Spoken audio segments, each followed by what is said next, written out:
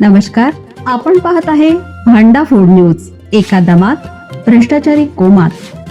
Social media, कर्जबाजारी, गुन्हेगारी, सट्टेबाजी, चोरी, मटका, जुगार, दारू, सावकारशाही, न्यायाच्या प्रतीक्षेत प्रशासन. भांडाफोड न्यूज. एका दमात भ्रष्टाचारी कोमात. कोल्हापूर विमानतळावर हार्ड लँडिंगचा थरार. 64 प्रवासी थोडक्यात बचावले. रात्री काय घडलं? नवी मुंबईहून 64 प्रवाशांना घेऊन कोल्हापूरच्या दिशेने येणाऱ्या विमानाचा मंगळवारी रात्री मोठा अपघात टळला.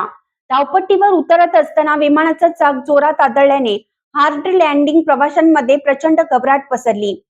मात्र वैमानिकाने प्रसंगावधान राखत विमान पुन्हा हवेत झेपावल्यामुळे मोठा अनर्थ टळला.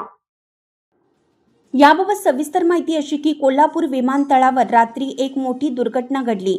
नवी मुंबई ते कोल्हापूर विमानसेवेदरम्यान रात्री 8:35 सुमारास 64 प्रवाशांना घेऊन येणारं विमान कोल्हापूर विमानतळाच्या धावपट्टीवर उतरत असताना त्याचे चाक जमिनीवर जोरात आदळले. या हार्ड लँडिंगमुळे विमानाला मोठा हादरा बसला. यामुळे प्रवाशांमध्ये भीतीचं वातावरण होतं. विमान धावपट्टीकडे वेगाने येत असताना उंची कमी असताना चाकाचा जमिनीला जोराचा स्पर्श झाला. विमान धावपट्टीवर स्थिर होत असताना ही घटना घडली. धोक्याची घंटा ओळखून वैमानिकाने तात्काळ गो अराउंड करण्याचा निर्णय घेतला आणि विमान पुन्हा हवेत झेपावलं. कोल्हापूर शहरावर एक घिरटी मारल्यानंतर IMP प्रणालीचा वापर करून काही वेळातच विमानाचं सुरक्षित लँडिंग करण्यात आले. दरम्यान सुदैवाने यात कोणतीही जीवितहानी झाली नाही.